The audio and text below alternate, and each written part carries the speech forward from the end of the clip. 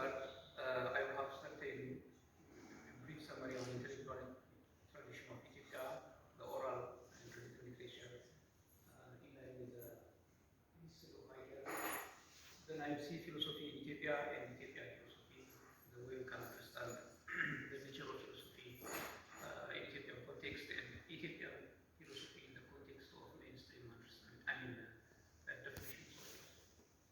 Then I will have a preliminary analysis, preliminary observations on the general nature of the Hatatas, and then I will have certain selective topics in the contents of the Hatatas. Finally, we'll see some of the relevant contributions for our purpose.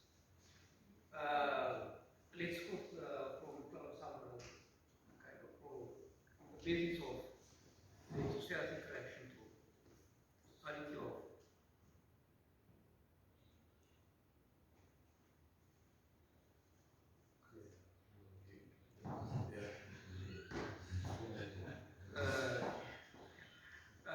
so he said that it's unfair to deprive the global community.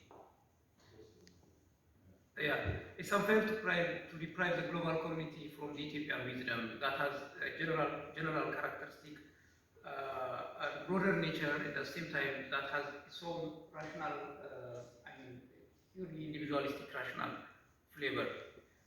So this is with this conviction that I am trying to present my paper. So the study of history of ideas requires an inquiry into varied contexts in the global society, understanding the different social, environmental, natural realities in different societies, understanding the cultural, intellectual traditions that reshape the meaning of life in the societies.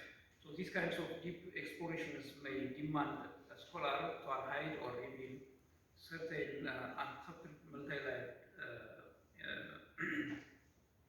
social, cultural, scientific, philosophical documents and traditions. So these kinds of, again, activities are maybe informed from the kind of searching for underlying principles or foundations that may give us certain patterns that may unite human society. Okay, so such rigorous attempts reveal kind of discoveries of both commonalities and exceptionalities among the lived experience of people across the globe. So from such convictions, findings, we are invited to rethink and examine and reclaim our epistemological, ideological, metaphysical, meteorological approaches to understand the humanity that appears to be rather opaque for distinctive scientific methodologies, unlike the hard sciences, so the social sciences or the humanities demand these kinds of rigorous attempts.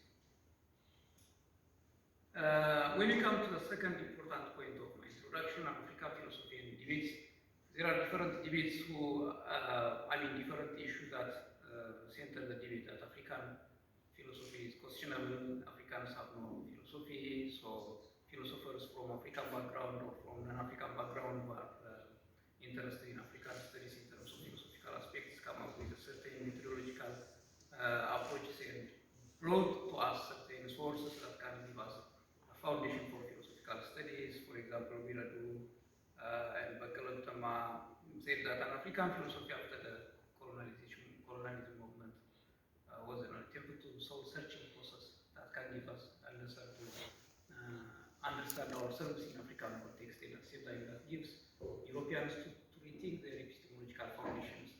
And it's an attempt to free Africans from possible epistemicide that can emanate from imperialism of Santos says. As part of such soul-searching process, Ethiopian philosophy or history of ideas in Ethiopian context should focus on the contemporary history of non-Western philosophy, a variant of philosophy, but that may have certain flavors that can be shaped by social, cultural contexts, political realities, economic, religious, and indigenous knowledge systems of certain society. My own experience in taking this course as a first time to teach Ethiopian philosophy was facing a certain, I was faced a difficulty. Where is the material? How can I approach? What is Ethiopian philosophy? which one is the Ethiopian philosophy, and why we need to teach Ethiopian philosophy. We are giving our students the general courses on philosophies. So this is one of the reasons that interested me to focus on Ethiopian philosophy.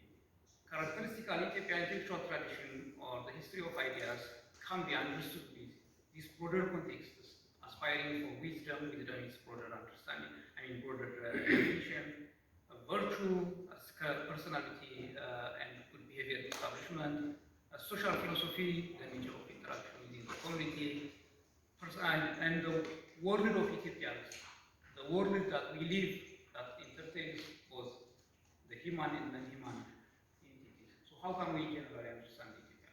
So these kinds of issues are central in the history of ideas. Philosophy in Ethiopia and Ethiopian philosophy can have certain differences in the definition. How can we adopt